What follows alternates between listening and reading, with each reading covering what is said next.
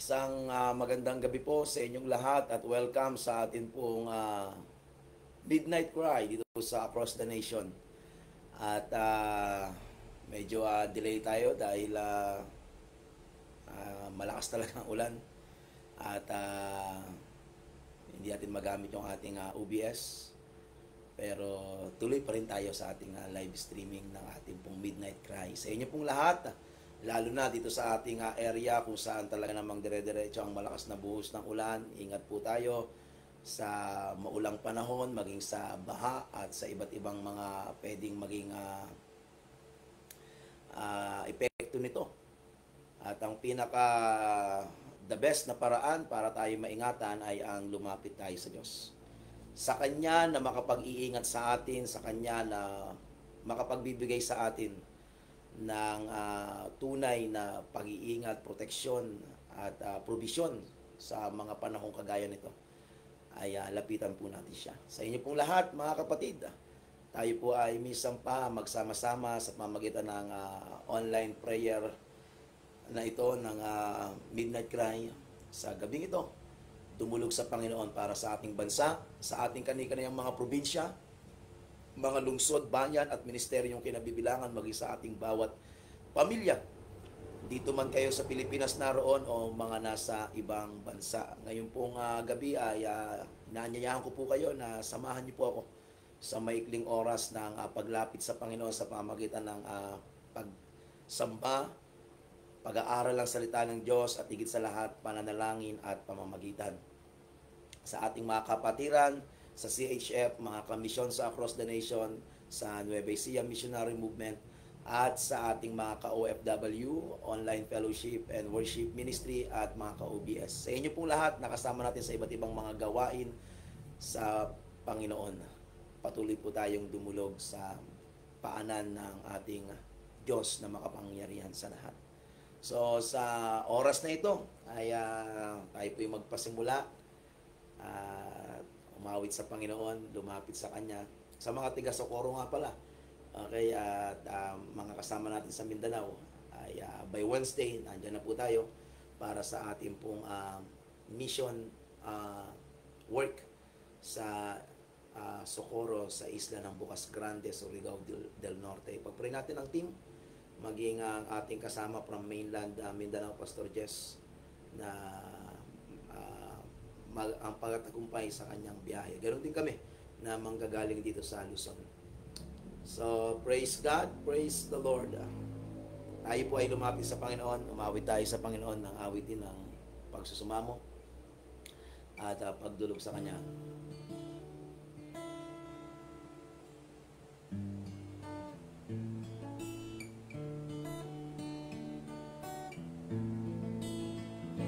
Hear our prayer.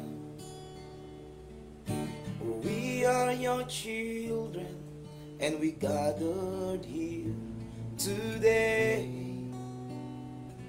We've gathered here to pray. Hear our cry. Lord, we need your mercy, and we need your grace today. As we pray, our Father, who art in heaven, hallowed be thy name. Our Father, hear us from heaven, forgive our sins, we pray. Yes, O Lord. Hear our song as it rises to heaven. Your glory fill the air as the waters cover the sea. See our heart, and we move anything that is standing in the way of coming to you today. Our Father, who art in heaven,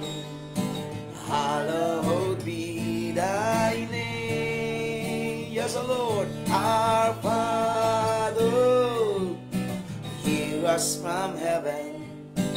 Forgive our sins, we pray. Our Father, who art in heaven, hallowed be thy name. Yes, Lord. Our Father, hear us from heaven. Forgive our sins, we pray.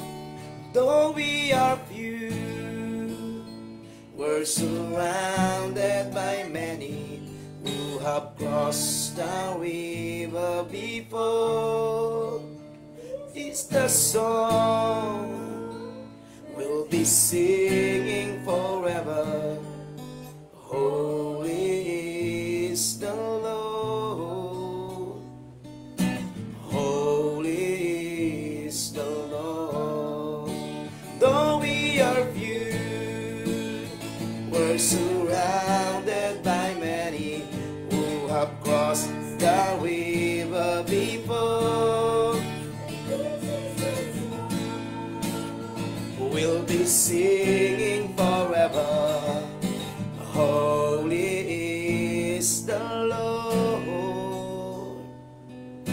Holy is the Lord. Holy is the Lord. Holy is the Lord. Holy is the Lord.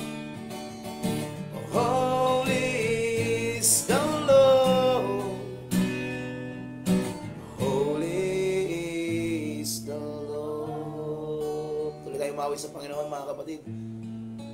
Oh,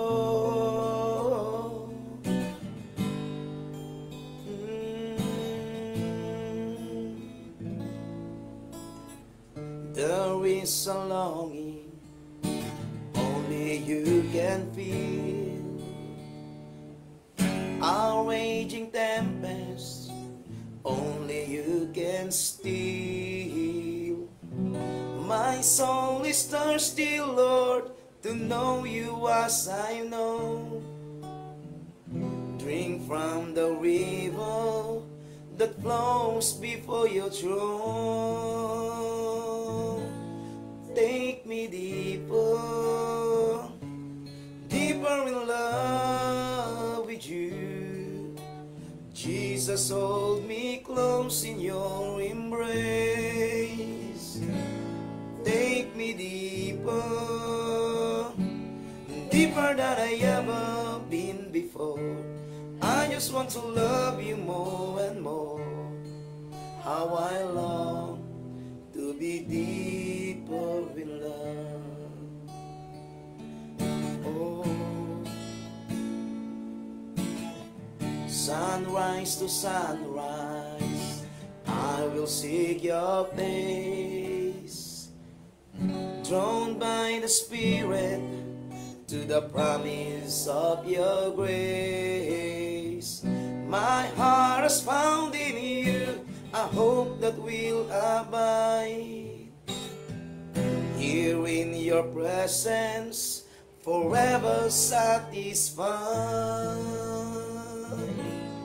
Take me deeper, deeper in love with you. Jesus, hold me close in your embrace.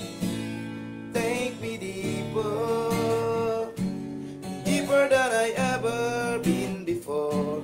I just want to love you more and more.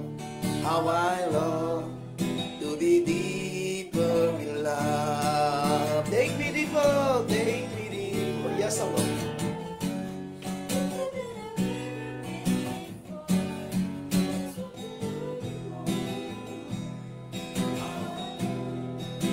Be deeper in love. Take me deeper, take me deeper, deeper in love with you. Jesus, hold me close in your embrace. Take me deeper, deeper than I just want to love you more and more. How I long to be deeper in love. Take me deeper, deeper in love with you. Jesus, hold me close in your embrace. Take me deeper, deeper than I ever been before. I just want to love you more and more. How I long to be deeper in love. Take me deeper,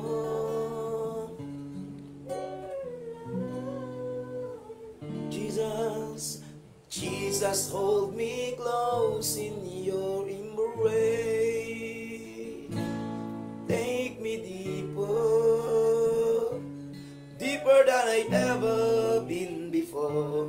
I just want to love you more and more. How I long to be deeper in love. How I long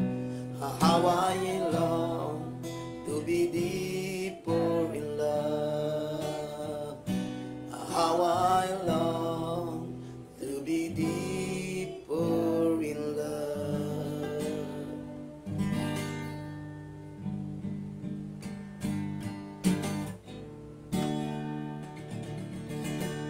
Amen. Praise God. Tayo po ay manalangin sa Panginoon. Lumapit tayo sa Diyos.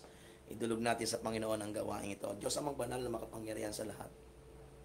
Papasalamat po kami na sa kabila ng malakas na ulan at ganitong panahon, meron po kaming pagkakataon na makalapit sa iyo. Salamat po sa maghapong lumipas, sa iyong pag-iingat, sa iyong pagsama, sa iyong pagpapala, pabor at pagkilos na amin pong naranasan sa mga nakalipas na araw at panahon, O Diyos. Salamat po sa iyong kabutihan at katapatan, Panginoon, tunay na dakila ka, wala kang katulad.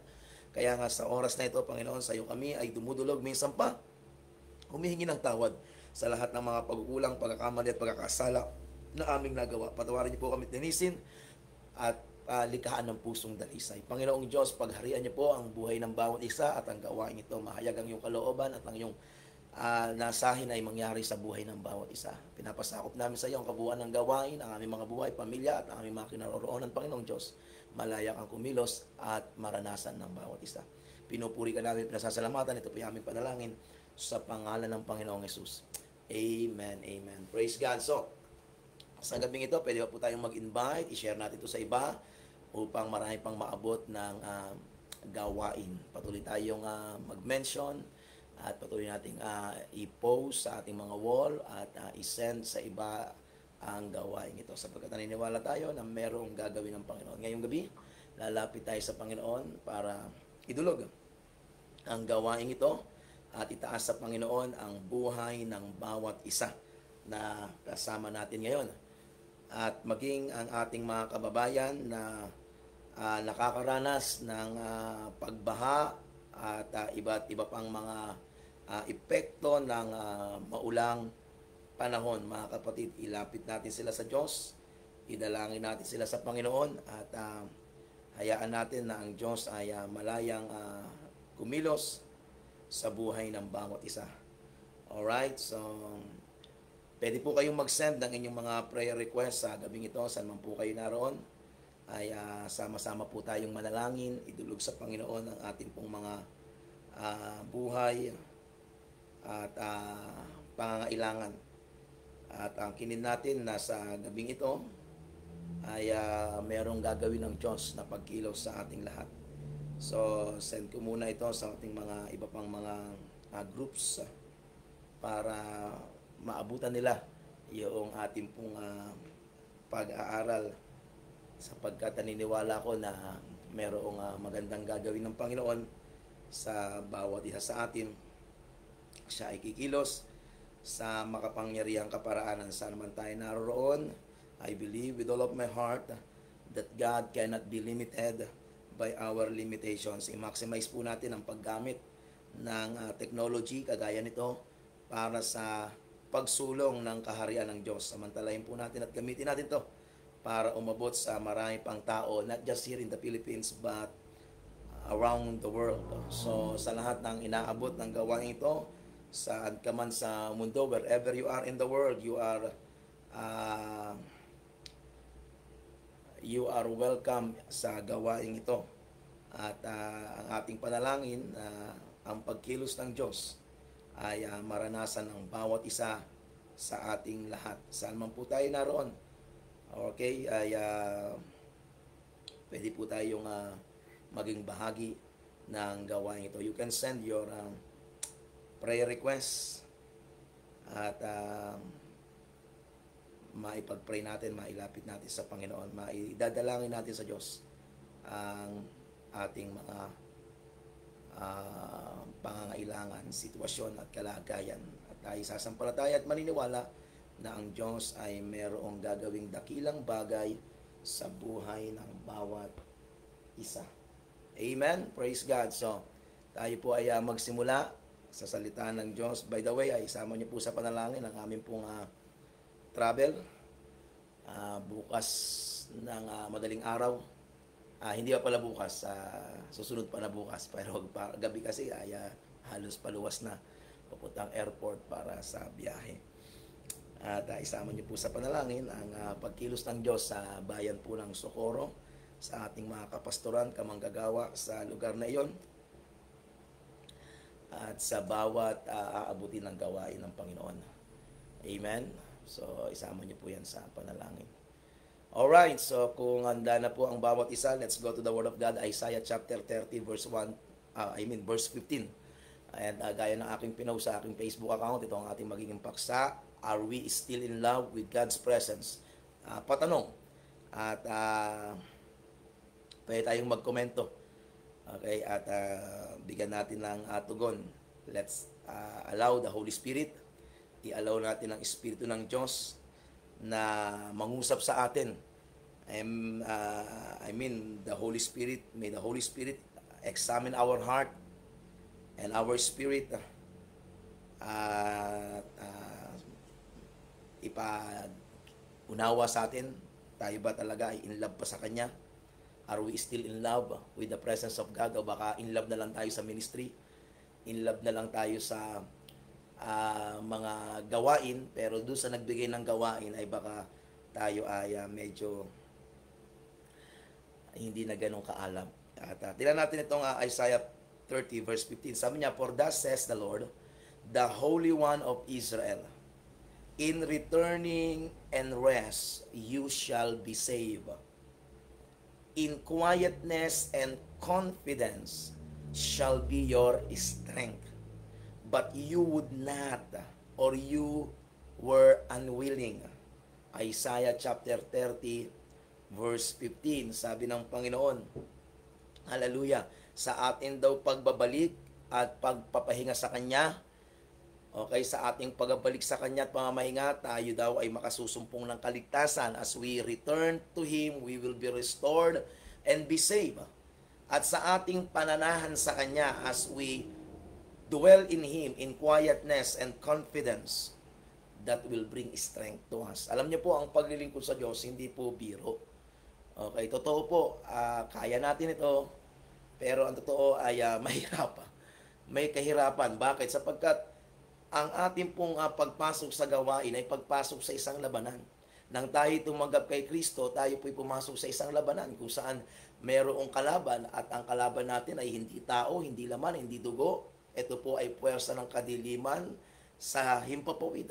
Binabanggit ng Ephesians chapter 6, verse 12, meron tayong laban ng kinakaharap sa puwersa ng kadiliman, principalities and forces of darkness.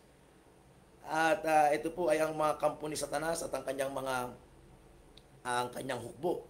So, this Satan and his demons will do everything to stop us from knowing God, from serving God, from becoming fruitful, from becoming effective, from becoming usable in the kingdom of God. So, everything na magagawa nila ay gagawin nila just to stop us.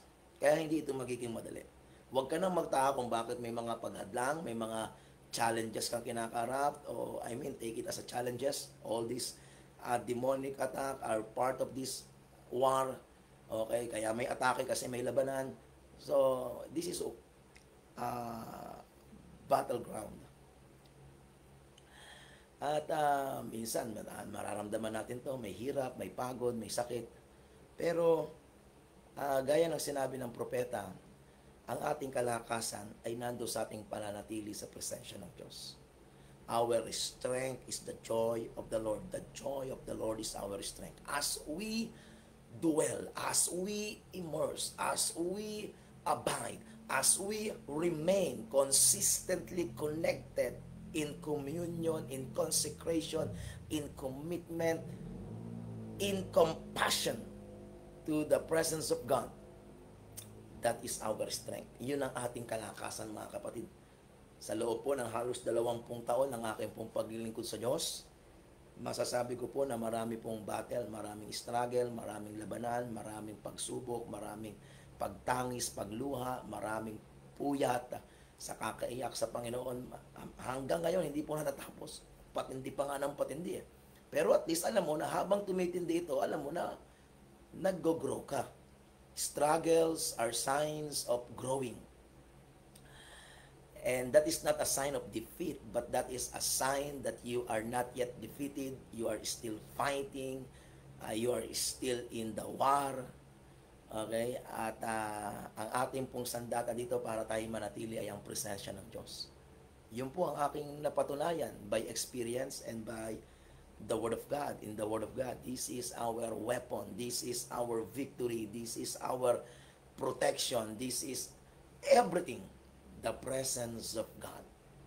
Okay?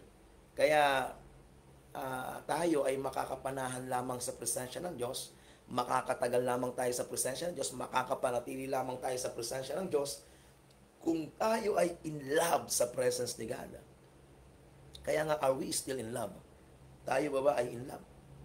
Kaya marami ang hindi nakatatagal kasi nga ay nawawala yung love na yon. At mababasa natin sa Bagong Tipan, naalala nyo sa Book of Revelation particular, ay sinulat na ng Panginoon ang mga churches na ito. 7 churches. At ang kauna-unahang church na kinausap niya, which is the church ng Ephesians Church, ay sinabihan niya ng ganito, nalalaman ko ang iyong mga gawa, I know your works, nalalaman ko ang inyong pagpapagal, your labor, alam ko ang inyong pakikipaglaban, yes, you are fighting for your faith, for the ministry. At talaga namang humahanga ako sa inyong kasikasigan. But, sabi niya, merong isang bagay na ayaw ko sa iyo. But one thing I have against you. Revelation chapter 2, verse 4 and 5. I have one thing against you, and that is what? You have left your first love.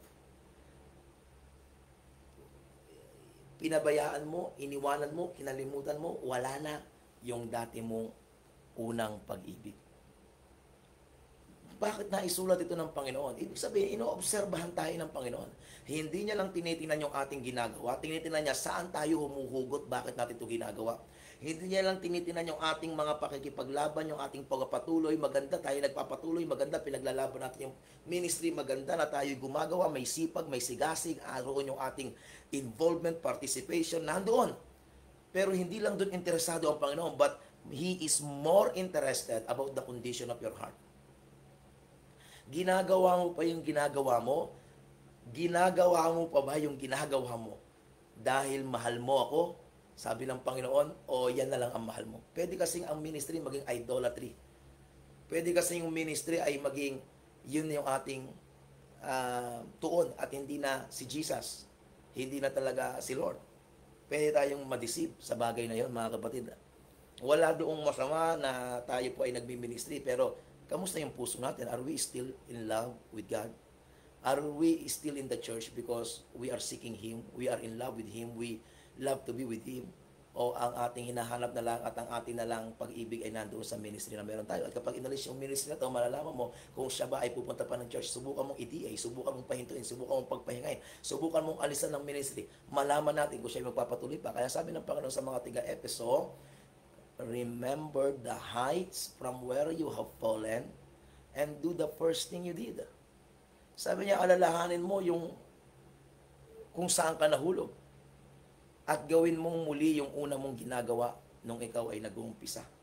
Ano ba yung ating unang ginagawa tayo nag-uumpisa? We are very prayerful. Lahat tayo mag-a-agree nung bago tayo, napaka-prayerful natin. Every step na gagawin mo ay sasabihin mo pa kay Lord.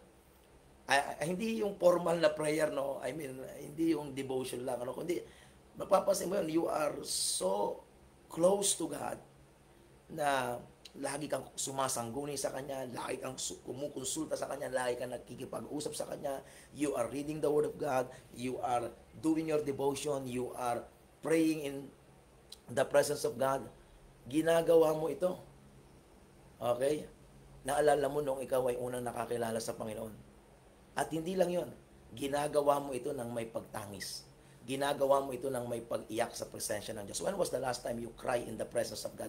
Not because you are in trouble, not because you are in need, not because you have difficulties, but because you are so hungry, you are so thirsty, you are seeking the very presence of God, and you are so desperate to experience, to encounter the presence of God in your life.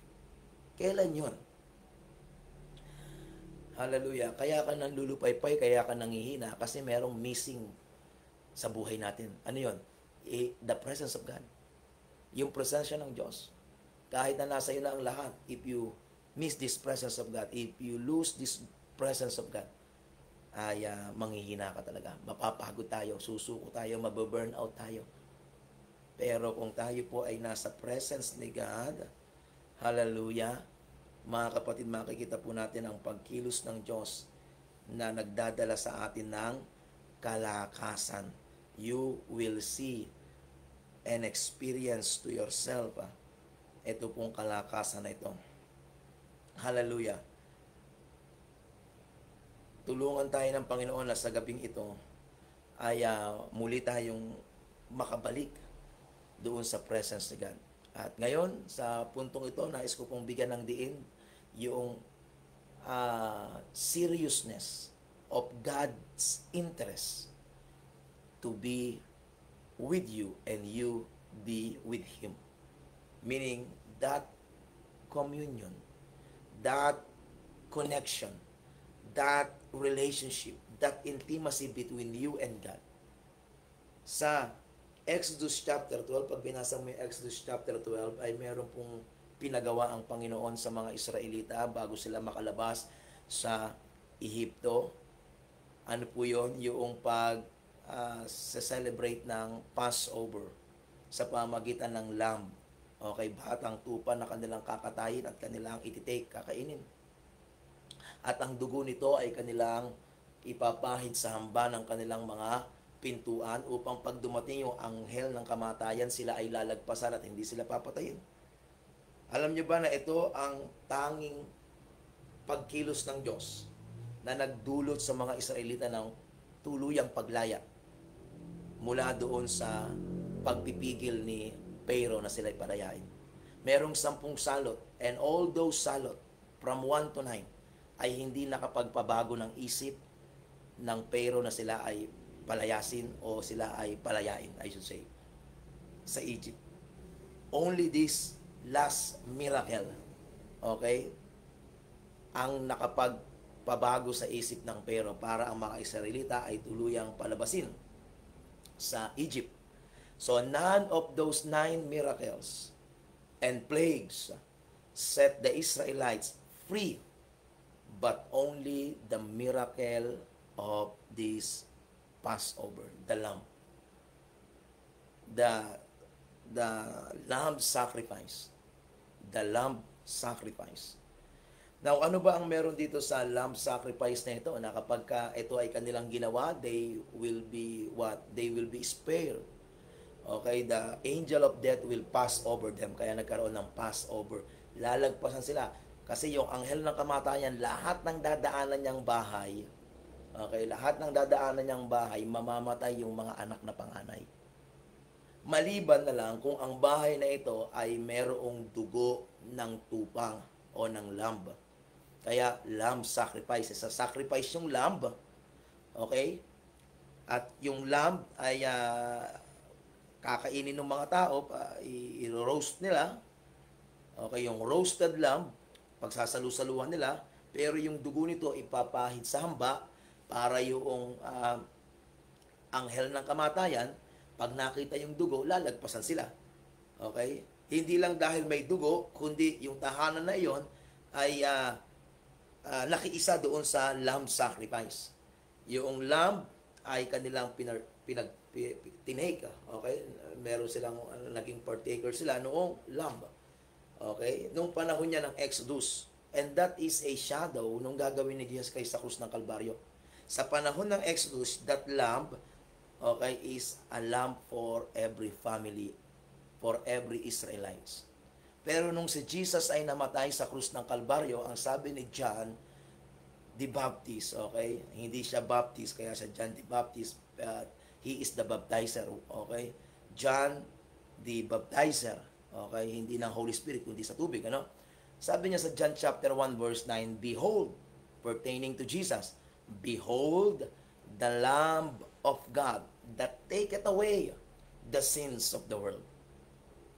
So sabi ni John na tagapagbautismo, si Kristo ang kordero ng Diyos, batang tupa, na nag-aalis ng kasalanan ng sanlibutan. At para mangyari ito, kinakailangan siya ay isacrifice. Yung lamb sacrifice sa Exodus chapter 12 ay larawan ng sacrifice na gagawin ng Panginoon kung saan ang kanyang dugo ay tutulo sa krus ng Kalbaryo, dadhanak doon sa krus ng Kalbaryo, mabububo doon sa krus ng Kalbaryo.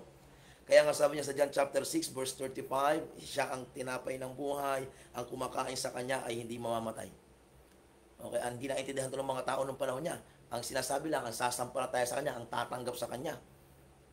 Lahat ng sasampalataya kay Kristo at tatanggap ay hindi makakaranas ng kamatayan. Ano ibig sabihin, Pastor? Hindi tayo mamatay. Mamatay tayo physically. Pero sabi ng Panginoon sa John chapter 11 verse 25, muling mabubuhay. Okay? Ibig sabihin, hindi tayo mamatay eternally, but we will be resurrected. Hallelujah. So, that is John 1:29. Behold the Lamb of God that taketh away the sins of the world.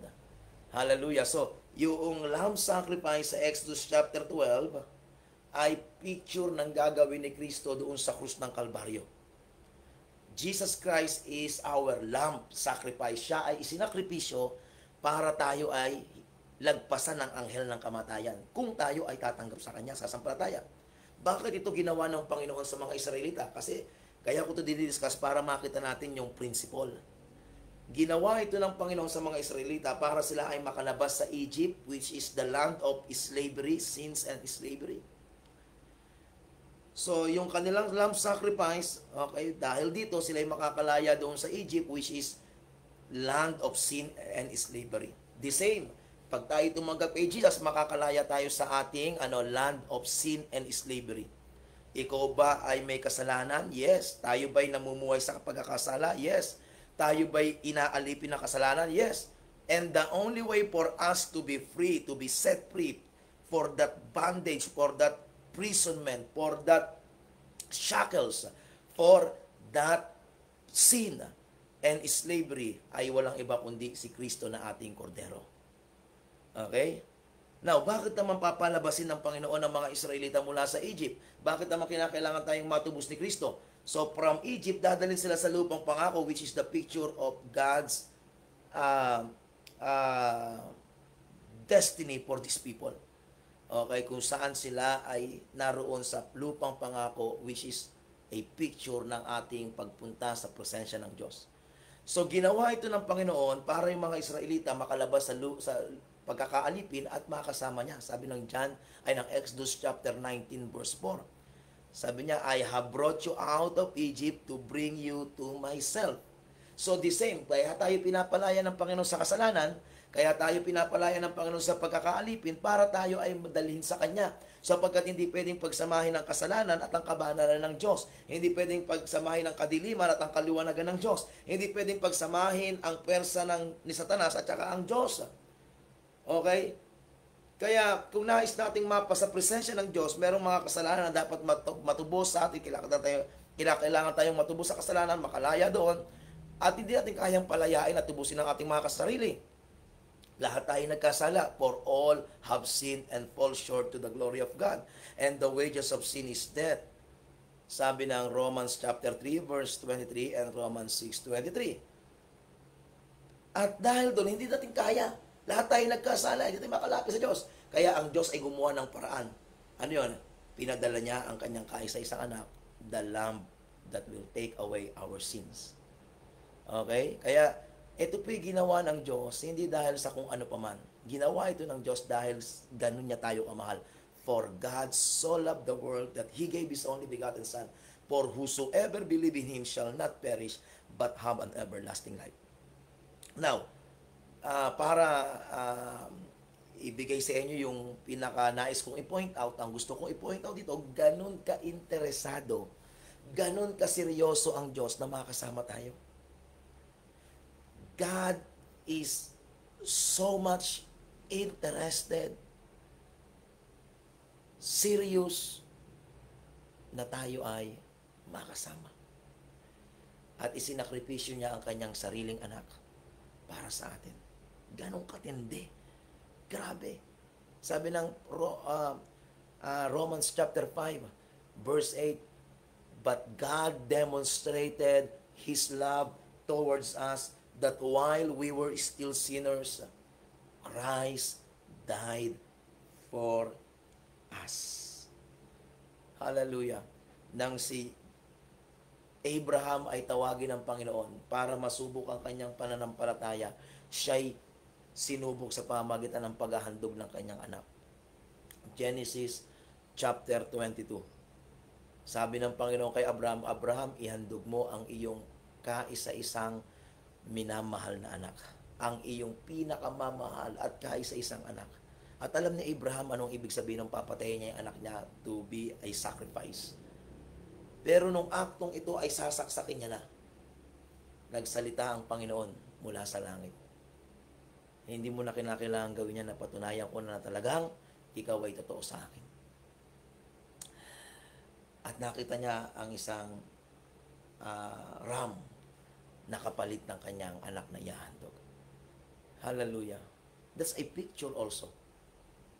Mga kapatid, alam niyo ba na lahat tayo ay we deserve to die?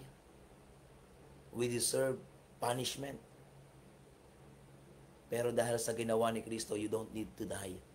You don't need to be punished. You don't need to be eternally condemned.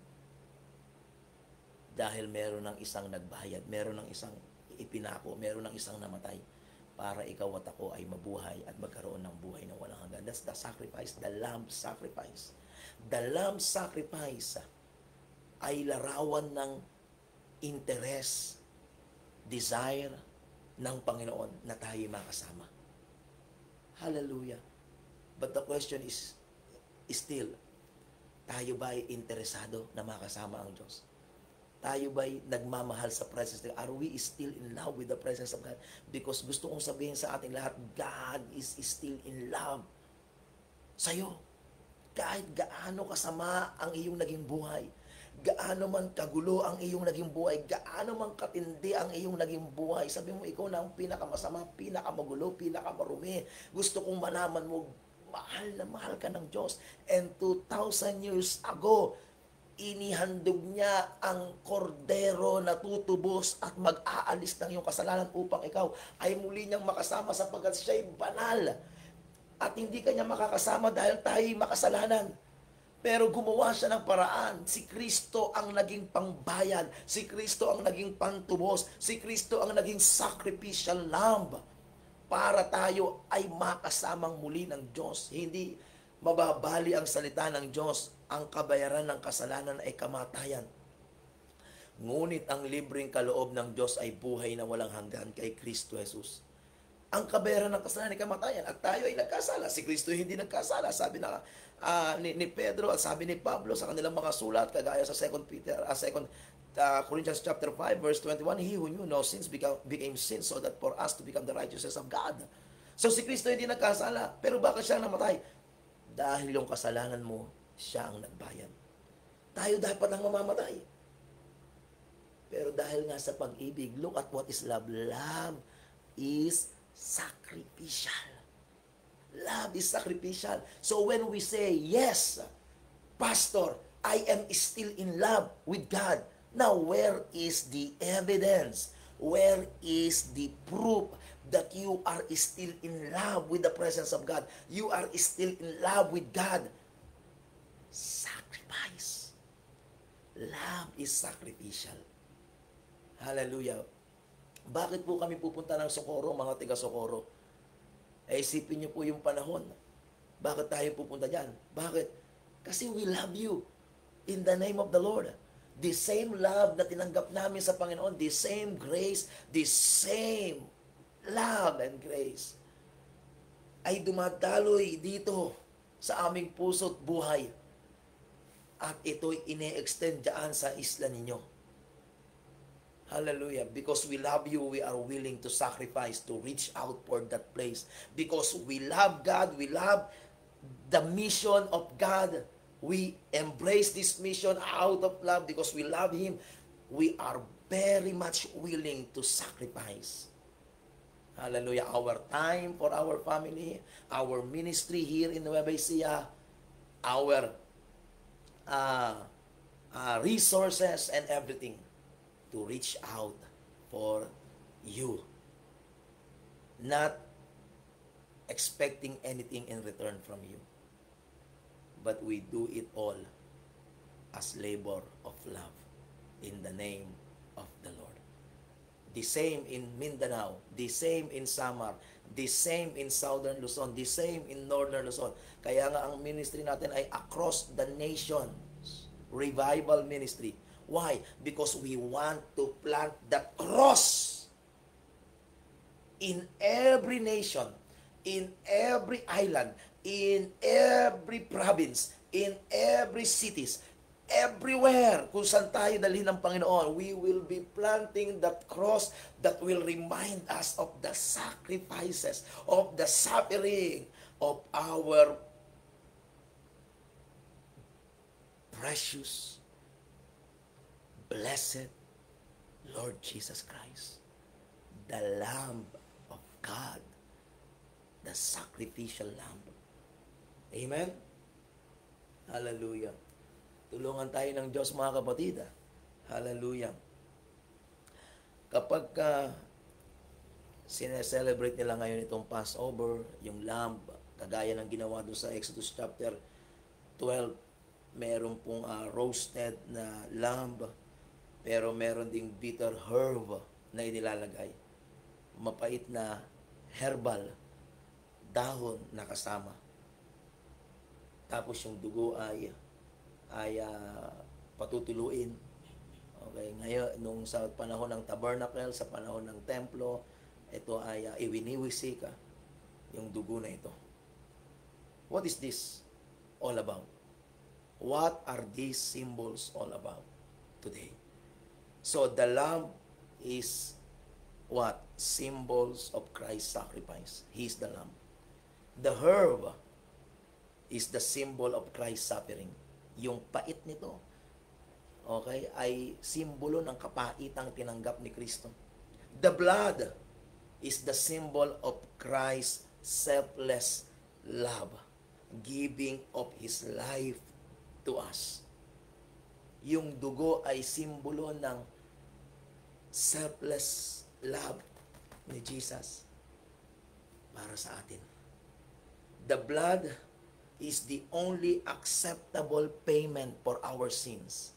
Walang ibang paraan para ang iyong kasalanan, ang aking kasalanan ay mabayaran kundi sa pamamagitan ng dugo. At walang ibang dugo na pwedeng maibayad. Hindi dugo ko, hindi dugo mo, because ang ating mga dugo ay makasalanan ding dugo.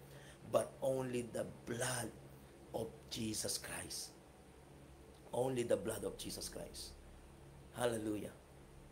At hindi ito ipinagkait ng Panginoon sa atin. He paid the price. He paid the price. Why? Because He loves us so much. Love is sacrificial. Tulungan tayo ng Diyos na ito ay laging mailagay sa ating mga puso at isipan, mga kapatid. Sabi ng Panginoon sa mga disciple, bago siya ipako sa krus, nagkaroon siya ng Last Supper, Matthew chapter 26, inulit ni Pablo sa 1 Corinthians chapter ah, 11, beginning from verse 23, ipinagpatuloy niya, ipinaliwanag niya. Ang sabi ng Panginoon, do this in remembrance of me. Do this in remembrance of me. Ano yun? Yung Last Supper, yung communion. Tuwing kayo ay kakain ng tinapay at iinom sa sarong ito, sabi ng Panginoon, gawin niyo to bilang pag-alaala sa akin.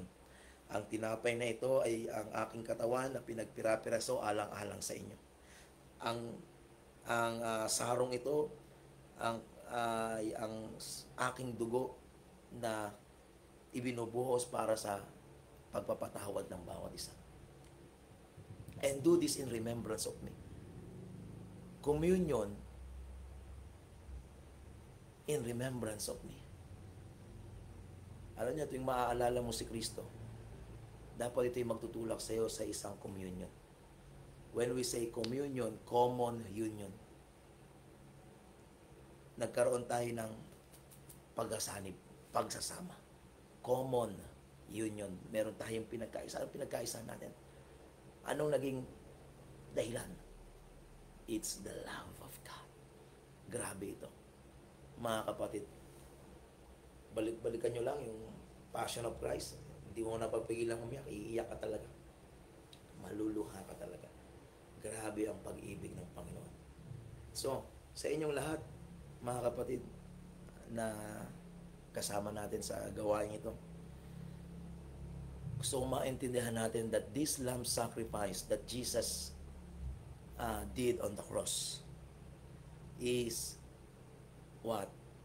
Is a way of God saying to us how He loves us, how He desires, how He longs, how interested God to be with us, na makasama Kanya, makasama niya tayo.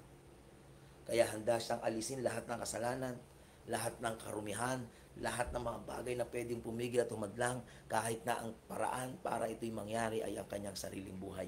Ginawa niya para sa atin. Gusto ko itong tanungin ngayong gabi. Hanggang saan mo ipaglalaban ang presensya ng Diyos? Ang iyong relasyon sa Kanya? Are we still in love with the presence of God? Are we still in love with God?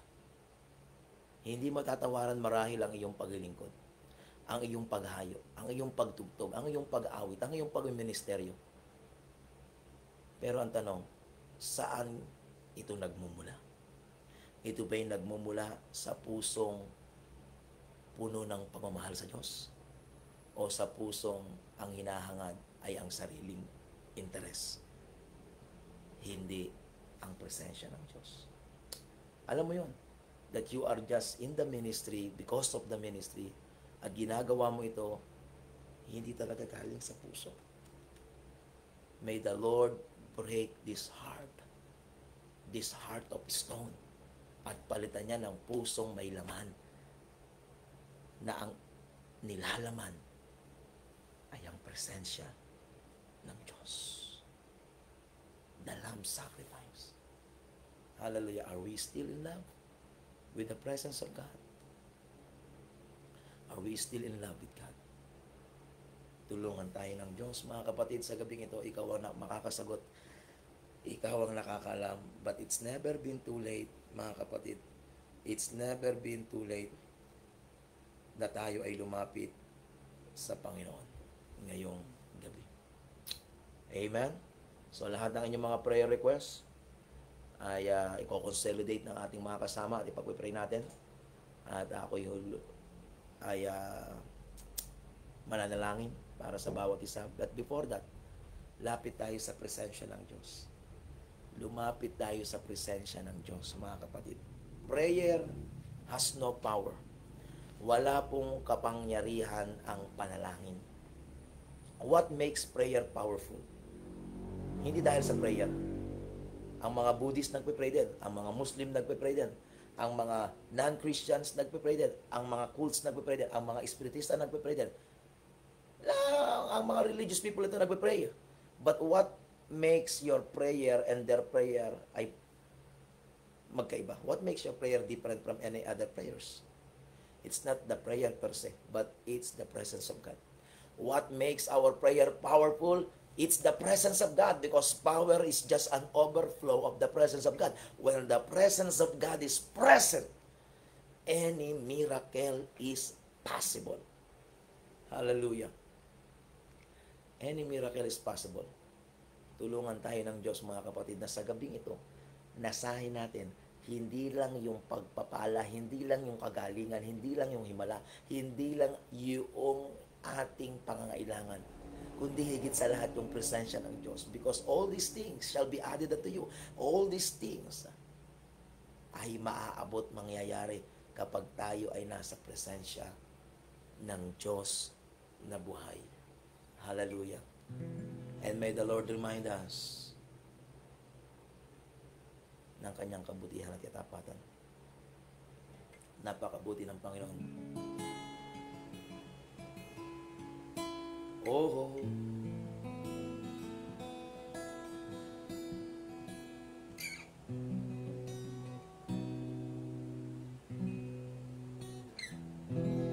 habang hindi karapat-dapat pag-ukulan ng habag at wagas mong pagsinta, habang wala kakayanang masuklian ka ng mabuti sa lahat mong ginawa, niyakap mo ako sa aking karumihan, inibig mo ako nang di kayang tumbasan.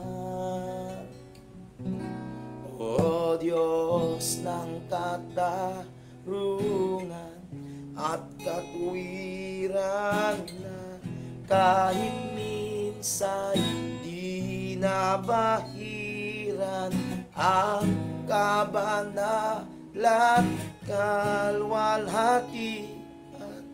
Salamat sa sukdulang biyaya mo, O Diyos ng pag-ibig na malawak na kaysa aking mga pagkakasala, higit pa sa buhay ko.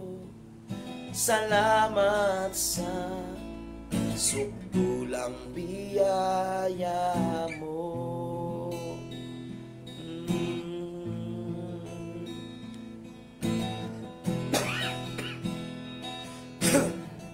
Hallelujah. Tayo lumapit sa presensya ng Panginoon ngayong gabi. Paalalahanan tayo ng Espiritu ng Diyos. Hallelujah. Sa sakripisyo ng Panginoong Jesucristo upang tayo ay mailapit sa Diyos. He is our lamb sacrifice. Oh, Jesus.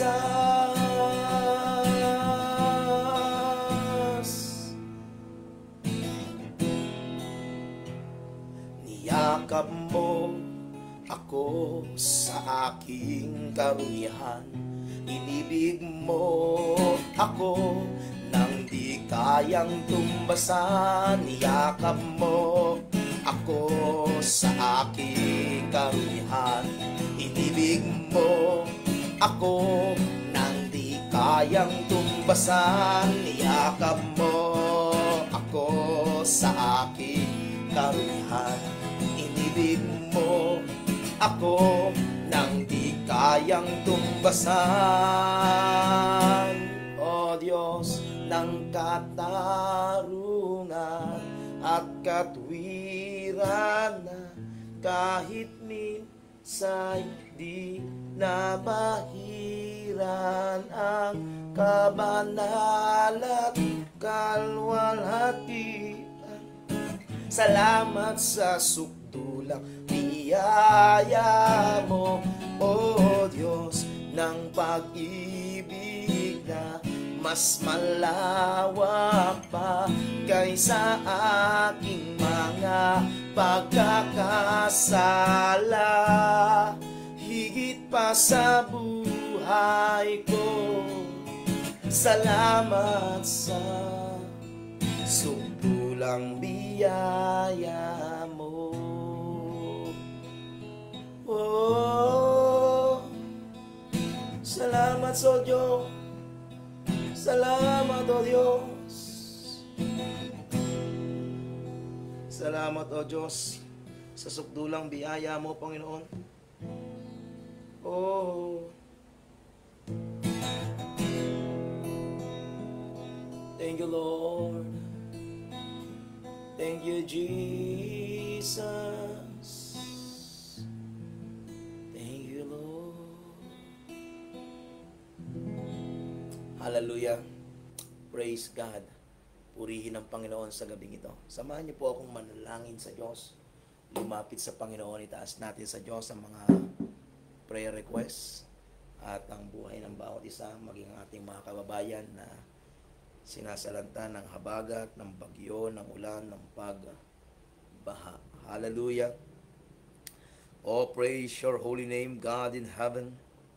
You are worthy to be praised, so God, you deserve all praise, honor, and glory to you, God. Hallelujah, hallelujah, hallelujah. Praise God. Praise your holy name. Diyos amang banal na makapangyarihan sa lahat, pinupuri ka namin, pinasasalamatan ka namin. Thank you for the lamb sacrifice. Thank you sa ginawa ng Panginoong Jesucristo para sa amin. Lord, we thank you. At ngayong gabi, Panginoon, purihin ka, luwalatiin at dakilain ka sa gawain ito. Pakinggan po ninyo, tugunin minsan pa ang sitwasyon at kalagayan ng aming mga kapatiran at ang bawat isa sa bawat prayer request na ito na idinulog, Panginoong Diyos. Hinihiling ko po ang iyong biyaya, Panginoong Diyos, sa buhay na ito. Sa mga kapatiran, Panginoong Diyos, sa bawat isa. Lord, maghimala ka pong patuloy sa buhay ni Pastor Ralph.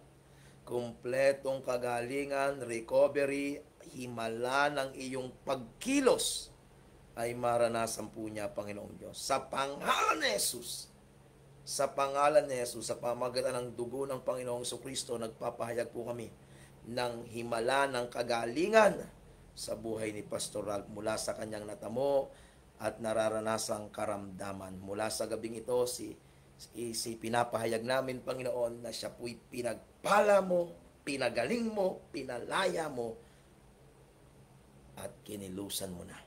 Salamat po, Diyos. Pagpalain nyo rin, Panginoon. Hallelujah, ang aming pong kapatid na si James na Rosa mula sa Samar. Kagalingan at himala ay maranasan po niya. Lord, nananalangin kami na siya po ay tuluyang gumaling at makabalik sa paglilingkod at pagsamba sa iyo. Sa pangalan ng Panginoong Jesucristo, si James ay pagpalain po ninyo ng kagalingan at panunumbalik sa paglilingkod sa iyo. Pagpalain nyo rin ang aming kapatid na si Sister Elsie sa kanya pong prayer request, Panginoong Diyos.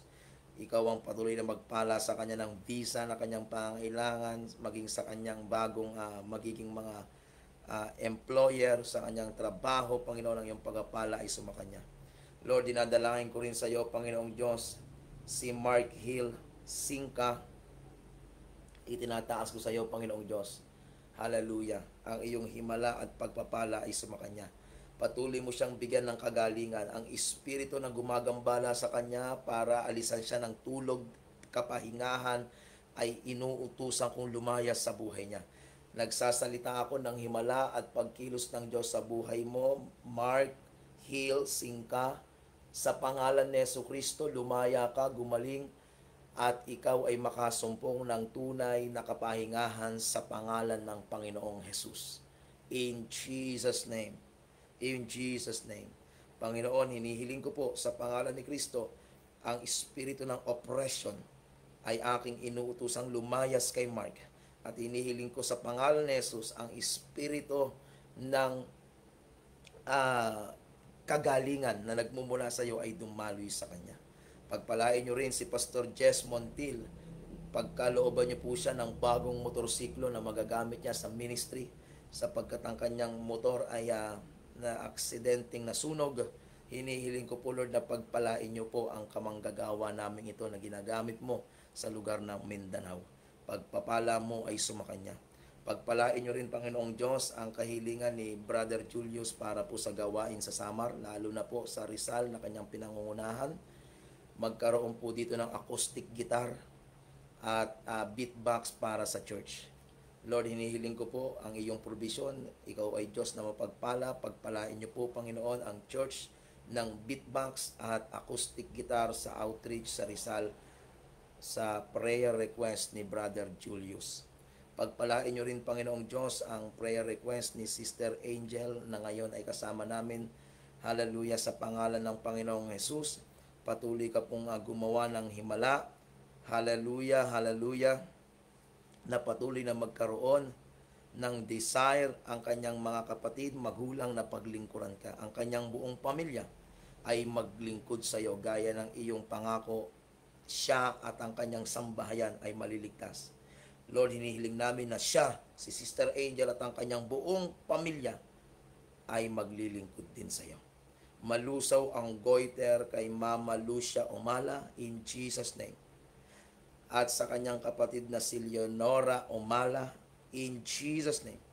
Makaranas ng kagalingan mula sa Panginoon, kahabagang kaawaan at lubusang palayain sa sakit at paghihirap ang mga taong ito. In Jesus' name. Ganon din ang prayer request, Panginoon, ni Ella Agustin na aming kapatid. Inihiling namin na ang kanya pong kapatid at si Ate Mara niya ay maging ligtas mula sa pagbaha at huwag nang tumaas ang tubig pa sa lugar nila sa Santa Monica. Lord, ano pa man ang iyong pag-iingat ay maranasan nila. Lord, ganon din ang prayer request ni Francis Remo sa magkaroon ng motibasyon na magtuloy sa buhay at magkaroon ng tamang desisyon sa buhay at kapayapaan. Pagpalain niyo po sila. Ganon din ang aking kaibigan na nasa Qatar ngayon, si JP Galang at ang kanyang may bahay. Pagkalooban niyo po sila ng anak. Panginoon, humihingi ako sa inyo ng himala para sa mag-asawang ito. And I come against every spirit of barrenness to come out sa kanilang buhay in Jesus' name. And I pray for the release of fruitfulness and productivity sa kanilang buhay sa pangalan ni Jesus. Father God, pagpalain niyo po ang bansang Pilipinas, Luzon, Visayas, Mindanao. Hinihiling namin ang iyong pagpapala sa ekonomiya, pagpapala sa gobyerno, pagpapala sa mga kabataan, sa bawat pamilyang Pilipino, pagpapala sa Department of Education, pagpapala sa mga uniform personnel, pagpapala sa amin pong bansang Pilipinas. Lalo na ngayong maulan, Panginoong Diyos, ingatan niyo po ang mga Pilipino, ang mga lugar na binabaha, may mga naranasang sakuna, ang iyong pag-iingat ay maranasan. Sinasaway namin ang anumang espiritu ng kamatayan, kapahamakan sa buhay ng aming mga kababayan sa pangalan ni Jesus, at sa pamamagitan ng mga pangyayaring ito, ang mga kababayan namin ay tumawag sa iyo at makakilala sa iyo. Panginoon, pagpalain niyo po ang bansang ito. Ang aming probinsya, ang Nueva Ecija, ganoon din ang bawat probinsya ng aming mga kapatid ngayon na nanonood, Panginoong Diyos, ay dumaloy sa kanila ang pagkilos at panalangin ito para sa probinsya namin.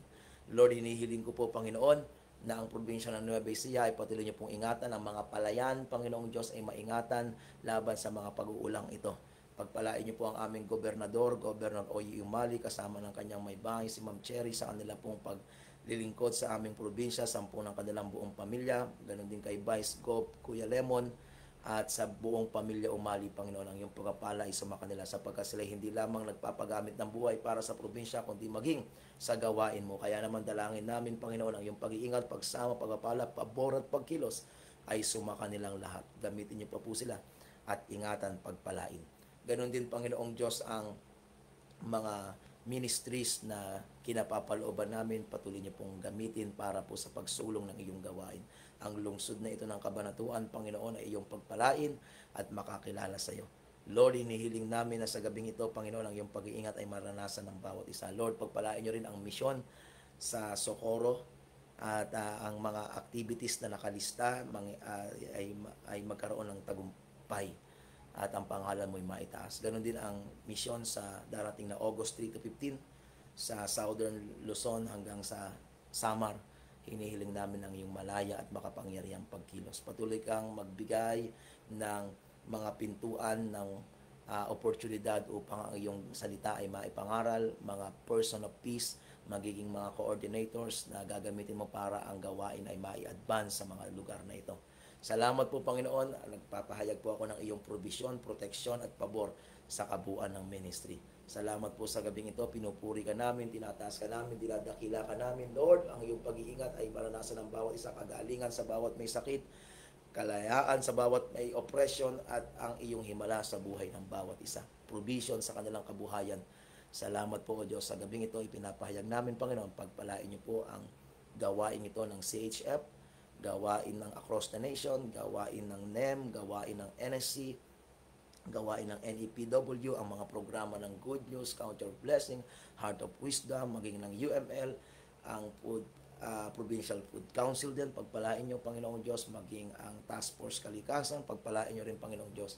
Lord, pagpalain nyo po ang Body of Christ, ang AMNE, ang CCMF dito po sa aming probinsya, and ganoon din sa ibang mga probinsya, Panginoong Diyos. Pagpalain nyo rin ang mga kababayan naming OFW, missionaries sa iba't ibang mga bansa, ingatan nyo po sila at pagpalain, Panginoon.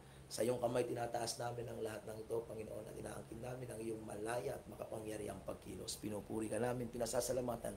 Ito po yung aming panalangin. Sa pangalan ni Jesus. Amen. Amen. Praise God.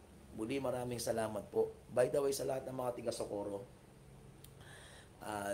July 23 to 31, ako po ay nandiyan kasama po ang team ng Across the Nation para po magsagawa ng mga gawaing pagmisyon, particularly sa Body of Christ. Okay, pero meron po mga schedule ng revival services at gospel campaign.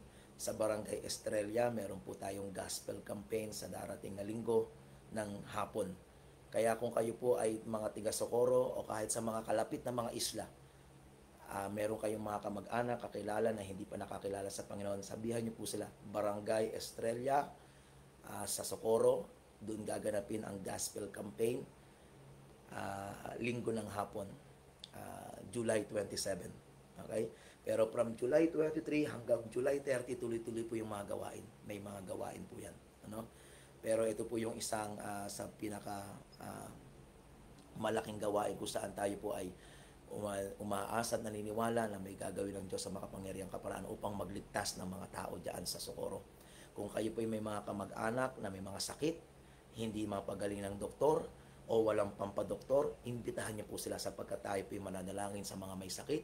Kung meron kayong mga kakilala na inaalihan ng masamang espiritu, alipin, ino-oppress ng demonyo, papuntahin niyo po, isama niyo po sapagkat naniniwala tayo every time na ang salita ng Diyos ay papangaral, ang pagkilos ng Diyos ay mararanasan. Yan po ay sa July 27, 2025, linggo ng hapon. Yung pinakadetalye, pagdating ko po dun sa Socorro, mapag-uusap-usapan po namin. 23, nandun na po kami para sa gawain ito. Ngayon, ang aking pong panalangin, okay, sa Body of Christ, sa mga tiga-Sopla, dahil kakausapin natin ang Sopla para po sa gawain dito, ay kung talagang hindi magkakaroon ng maayos na ministeryo, okay, ay talagang nananalangin ako na ang himala ng Diyos ay kumilos sa Body of Christ. Hallelujah. Yung mga tiga-Siargao, kabilang isla ng Socorro, mga tiga-Siargao, okay, dahil meron naman ng ministry doon sa Socorro, okay, ang aking panalangin doon sa Siargao, okay, makapaglagay ng church. Okay? Para kapag pumupunta kami, hindi lang kami sa Socorro tumutuloy, kundi meron doon talaga sa Siargao. Sa mga tiga CHF, mag-pray kayo na merong maipadalang magpapastor doon sa Siargao. Katabing isla yon. Pagka nag-by plane tayo, doon bababa sa Siargao, tapos mula sa Siargao, magpe-ferry papuntang Socorro. So, tulungan tayo ng Panginoon. That is July 23 to 31.